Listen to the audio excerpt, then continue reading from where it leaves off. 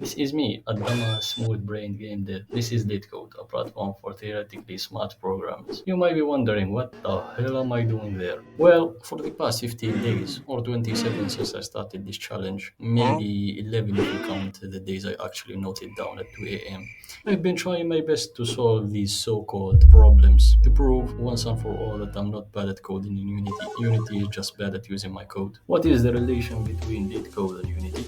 I don't know. Why am I doing this? God knows. Quick breakdown. Leetcode is this super smart site that gives you coding problems of the Timmy has 1,000 apples. He ate two. Is his teacher in a video? Variety. You solve them, then it does black magic of some shit and tells you your ranking in terms of code speed and memory usage.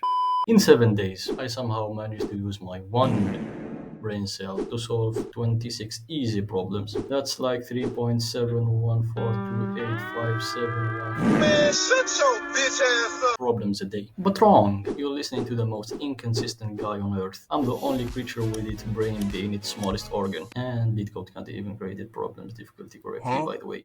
But anyway, let me explain what easy problems are. Easy problems are problems that should be easy. Wait. I said should. Just hear me out.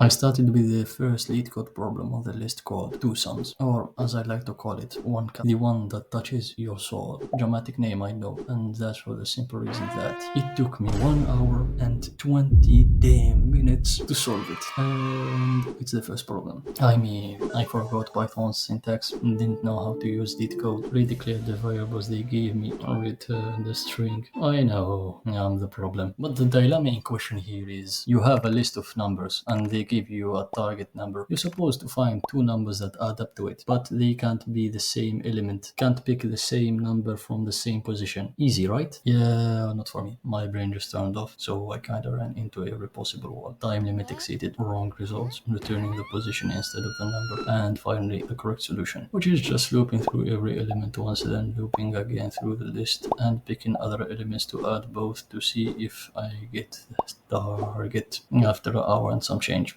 Damn it.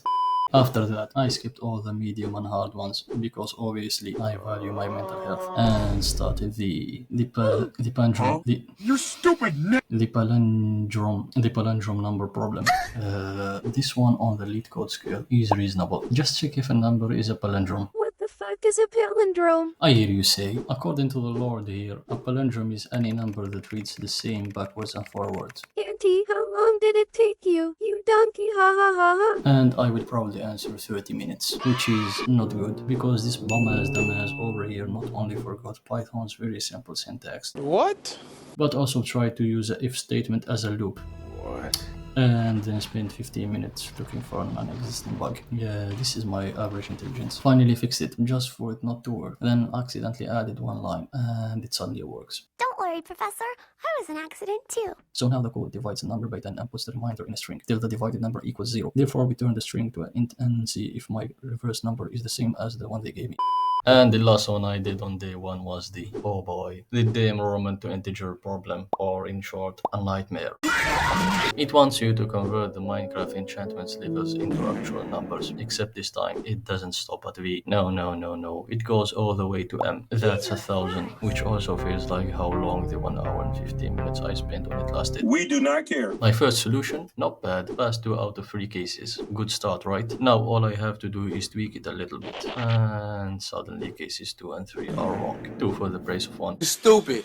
But no worries, I rebounded, fixed a few things, tried again, and now case 3 alone was wrong. Apparently my code decided to skip an entire loop iteration like it had something better to do. So I changed it again, and this time case 3 works, 1 and 2 broke. You may call that a mess up, I call it progress. Sometimes you gotta take 3 steps back to let the donkey wind up his attack, and hit you in the balls hard enough to motivate you. And that's how I got my 5th code iteration that works. Anyway, this one works by making a dictionary for all the main Roman numerals like E, I, V, then looping through the string, checking the current character and the one in front of it. If the combo exists, take it. If not, just take the single one. Day 2 made me nearly go crazy in one long, scary hour. One problem, that's it. This is the absolute universe to my multiverse, the bell to my eyes and the mosquito to my sleep. The day of the longest common prefix problem, the one that made me give up, which isn't even that hard. Okay. This one just asks you to find the longest shared prefix between a group of words. This should have been light work, but it wasn't. Because my dumbass couldn't wrap its head around how to check if the beginnings of strings is the same. So I overcomplicated it, created a list, added in each loop a character from every string to the list, then checked if all elements were the same and continued or stopped. Just like, oh wait, this one works, but adds an extra letter to the end, making the result wrong. I hope this doesn't take like 45 minutes to solve. Oh, fuck me. So yeah, it did take some time, but now it works in the most inefficient, slow, and stupid way possible, which is expected for me. So we've entered phase 2 of the boss battle, the mid problems. Just to not drag this saga even longer and to serve you my suffering straight up, here are two widely different problems I solved. Here is Larry. Larry wants you to neatly sort a group of intervals. If two or more intervals touch, we merge them. If not, we leave them. Okay. Larry is a piece of shit. Larry was attempted sometimes around God knows when at night. In the end, he made me go crazy. Okay. Here's what I wrote in my notes. What the fuck is this piece of shit?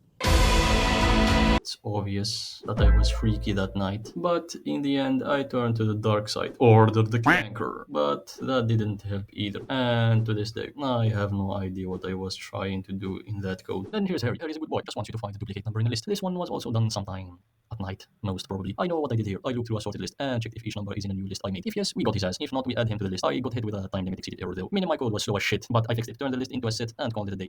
And this is it, the last stretch, the hardest problems on Leetcode. And somehow I solved two of them. One took 12 minutes, What?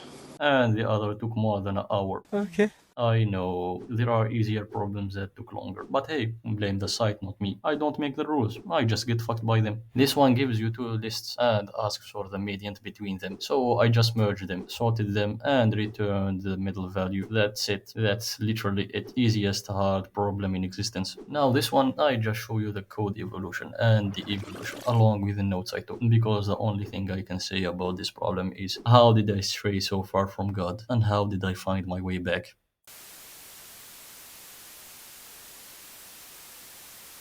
After 11 days, 34 solved problems, and becoming rank 2,766,922, I can confidently say that Leetcode has taught me many things.